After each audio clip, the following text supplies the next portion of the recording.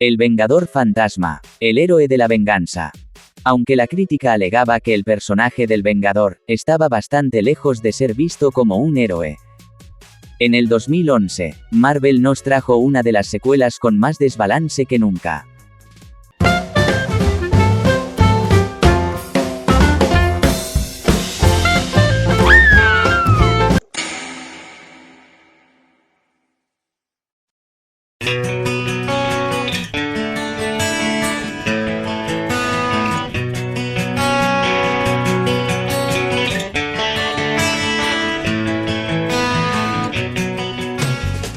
Número 1. Al comienzo de la película, vemos avances de cómo Johnny Blaze hizo el trato con Satán. La escena es ilógica por lo notablemente distinta a su película original. Si las comparamos se puede notar lo distintas que son, incluso su calidad bajó mucho en su secuela. ¿Qué necesidad tenían de modificar toda la representación, si ya la primera se veía bastante bien?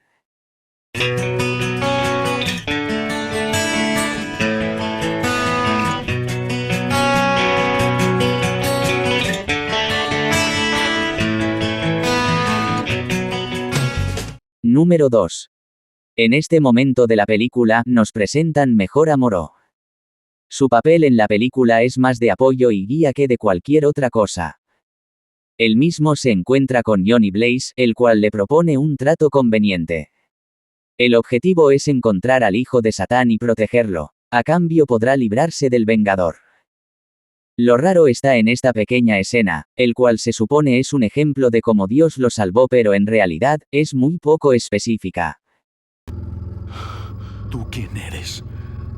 Mi nombre es Moro. Mis hermanos están liquidados y yo lo estaría también, de no ser por la intervención de Dios.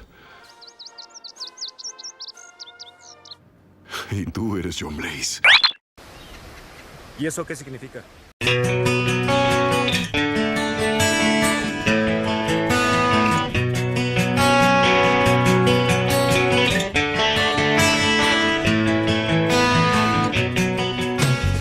Número 3. Quizás no lo sabías, pero la motocicleta del Vengador antes tuvo su propio nombre. Grace fue el nombre que nos mostraron al principio de la película. Pero lo extraño de su secuela es el inesperado cambio repentino.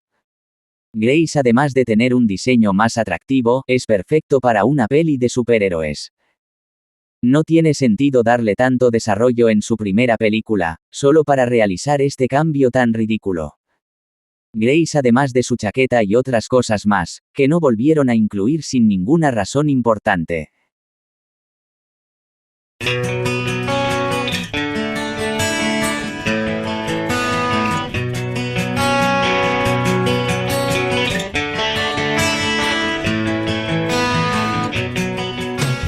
Número 4. En su secuela los cambios continúan. Roxanne, además de ser la MJ de Johnny Blaze, fue parte importante en la trama de su primera película.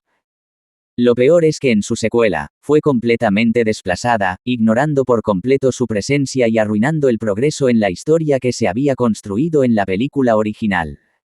La presencia de Roxanne le añadía una capa más a la narrativa, permitiendo el romance y añadiendo más profundidad en el personaje del Vengador.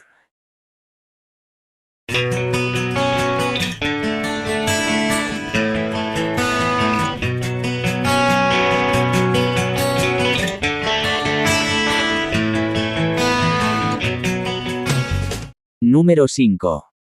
Algo tan característico de su primera película fue el corto rol de los ocultos. Pero, a pesar de lo poco emocionante de los enfrentamientos con estos personajes, la verdad es que la forma como influyen en la película no le resta calidad a su historia. En su lugar le otorga una capa más de imponencia al Vengador, permitiendo no perder el respeto y ver cómo evolucionan a lo largo de la cinta.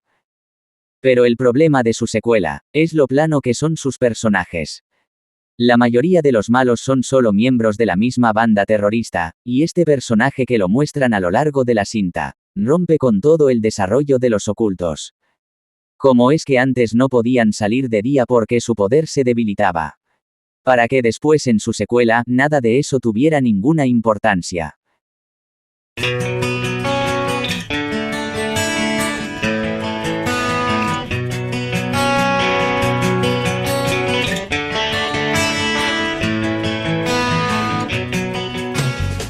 Número 6. El error de cambiar al único personaje que causaba intriga en la trama del Vengador. Satán, además de ser el culpable de la tragedia de Johnny Blaze, también es el máximo antagonista de toda la trama principal. El problema con su secuela fue el extraño cambio en el desarrollo de este personaje.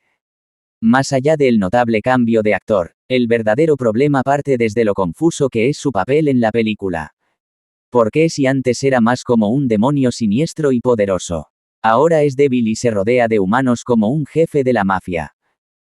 ¿Por qué si antes no podía estar tan cerca de la luz, y ya después nada de eso le molestaba? Los cambios contradictorios quiebran por completo con el lado interesante de este personaje, bajando su importancia, para al final ser humillado tan horrible como lo fue con los ocultos.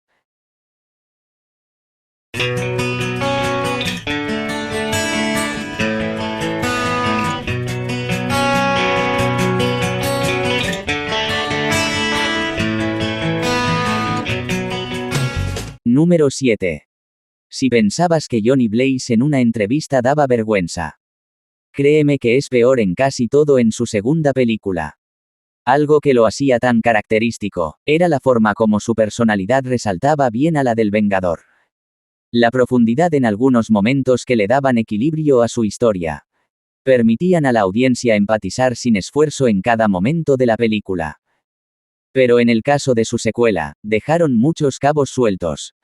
Además de lo plano que es Johnny Blaze en esta entrega, su sentido de objetividad abandona por completo su salto a la madurez de su primera película. Momentos extraños y sin sentido, que le restan ese lado diferido entre él y el Vengador. Primero que nada, ¿por qué si el Vengador antes era pasivo y calmado, y portaba ese lado de juez que nos hacía enfocarlo más como un héroe? Después fue reflejado con un exagerado nivel de demencia, que contradice su propia película principal. También elementos claves como la mirada del castigo, y el agudo sentido de identificación, en donde este mismo sabía la diferencia entre culpable e inocente. Todo aquello que lo acercaba más a su momento de responsabilidad como héroe, volvió a ser reiniciado, con una peor historia trágica, y con menos sentido en el desarrollo de este personaje. No tuvo sentido que luego de haber aceptado al Vengador, en su secuela Johnny Blaze busca deshacerse de él. ¿Por qué si ya controlaba su poder por completo al final de la película? Después reaparece como una bestia fuera de control.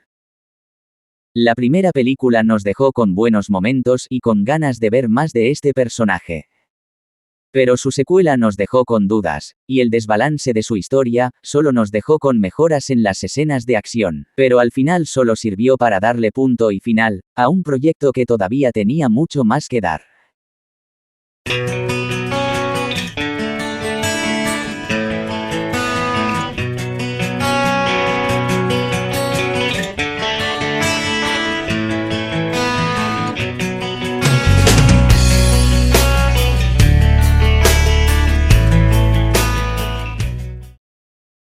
Bye bye.